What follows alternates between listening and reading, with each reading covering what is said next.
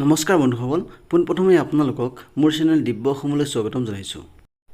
বন্ধুসকল, আপোনালোকৰ বাবে DEE পৰা এখন অতি গুৰুত্বপূৰ্ণ নটিচ প্ৰকাশ পাইছে যে যিসকল PWD কেণ্ডিডেট প্ৰভিজনেলি সিলেক্টেড হৈছিলে, এতিয়া তেওঁলোকৰ 280 জন কেণ্ডিডেট ফাইনেলি সিলেক্টেড হৈছে।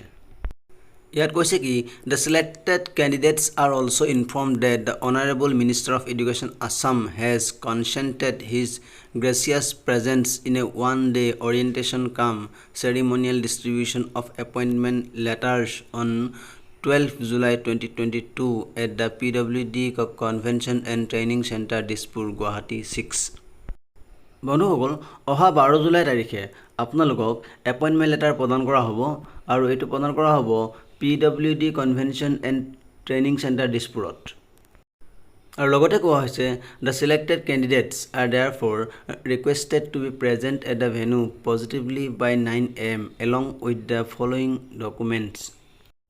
আপোনালোক সকলোকে 12 জুলাই তাৰিখে ৰাতিপুৱা 9 বজাত উপৰোক্ত ঠাইত উপস্থিত হ'বলৈ অনুৰোধ জনোৱা হৈছে। আৰু আপোনালোকে আপোনালোকৰ লগত নিব লাগিব অনলাইন এপ্লিকেশ্যন ফৰ্মখন আৰু লগতে আপোনালোকৰ যি ডিসেবিলিটি সাৰ্টিফিকেট আছে সেইখন নিব লাগিব। গতিকে বন্ধুসকল, আপোনালোকে 12 জুলাই তাৰিখে যাব ধুনীয়াকৈ আপোনালোকৰ এপইণ্টমেণ্ট লেটাৰ গ্ৰহণ কৰিব।